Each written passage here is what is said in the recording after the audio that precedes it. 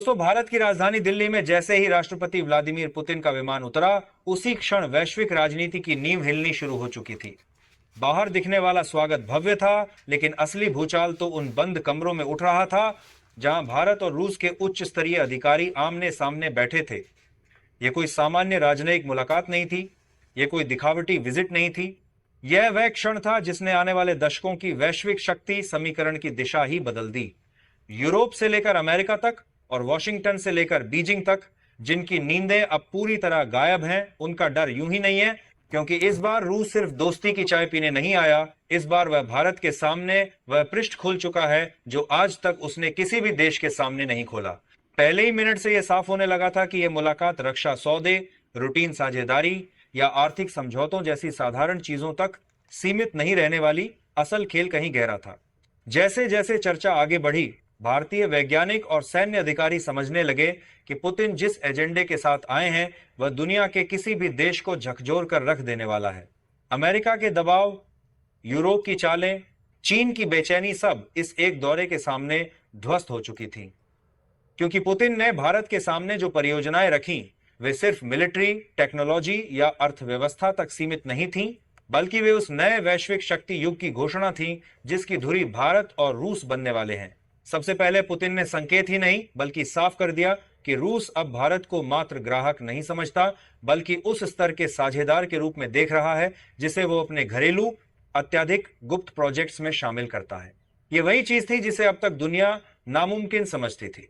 भारत को जो Su-57 की सिस्टम टेक्नोलॉजी दी गई थी, वह सिर्फ ट्रेलर था, असल फिल्म अभी बाकी थी।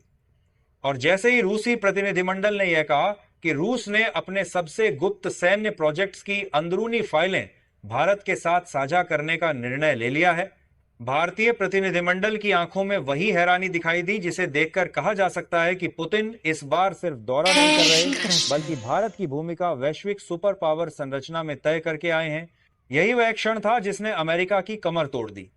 वॉशिंगटन में बैठे रणनीतिकार बार बार रिपोर्ट भेज रहे थे कि भारत और रूस की यह बातचीत पिछले 50 वर्षों में हुई किसी भी डील से कहीं बड़ी होने जा रही है।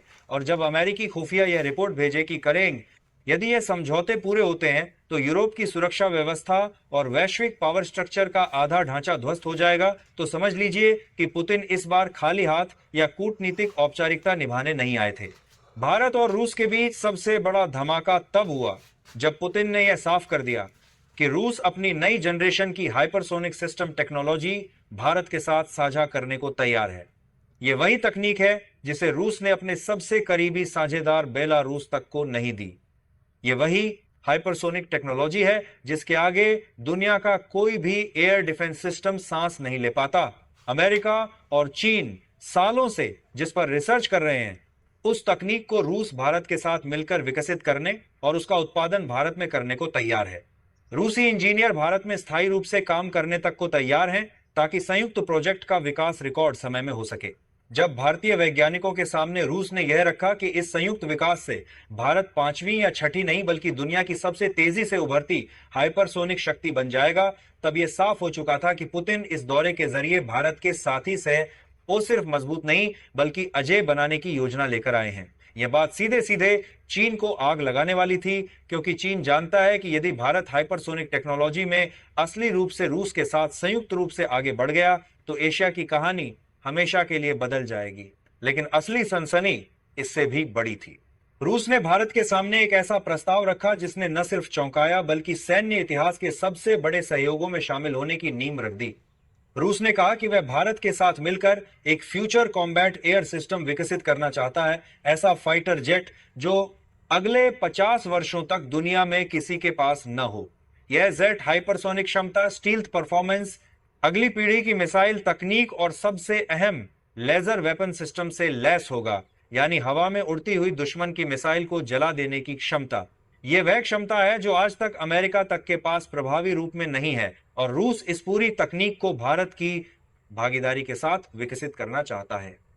ये लिखी इंग्लिश न्यूज 18 दमाना ब्रान इसका संबंध रहा। जब यह प्रस्ताव रखा गया, भारतीय सेनाध्यक्ष और वैज्ञानिक कुछ सेकंड तक बिल्कुल शांत रह गए। यह मौन ही बता रहा था कि पुतिन किस स्तर का भरोसा भारत पर रखकर आए हैं। यह भारत के लिए सैन्य इतिहास का सबसे बड़ा अवसर था। लेकिन यही खत्म नहीं हुआ। पुतिन ने कहा कि अमेरिका जिस B-2 और B-21 बमवर्षक की शेखी बघरता है, रूस उसका सीधा जवाब भारत के साथ मिलकर तैयार करना चाहता है। इसके लिए रूस भारत को दुनिया का सबसे शक्तिशाली रणनीतिक बमवर्षक TU-160 देने को तैयार है। यह वही बमवर्षक है जो अंतर महाद्वीपीय दूरी तय कर सकता है, जो किसी भी देश की सुरक्षा संरचना को हिला सकता है और जिसकी क्षमता एशिया में किसी विदेशी सेना के पास नहीं है। जैसे ही यह बात तय हुई, भारत के सैन्य अधिकारियों ने इसे भारत के लिए गेम चेंजर बताया। बीजिंग में इसी समय घबराहट चरम पर पहुंच चुकी थी। वहां की मीडिया और रणनीतिकार लगातार रिपोर्ट कर रहे थे कि यदि भारत और रूस इस स्तर पर संयुक्त सैन्य शक्ति का विकास कर लेते हैं, तो चीन की दशकों की चालें, उसकी विस्तारवादी महत्वाकांक्षाएं और एशिया में उसकी पकड़ एक ही झटके में कमजोर हो जाएगी।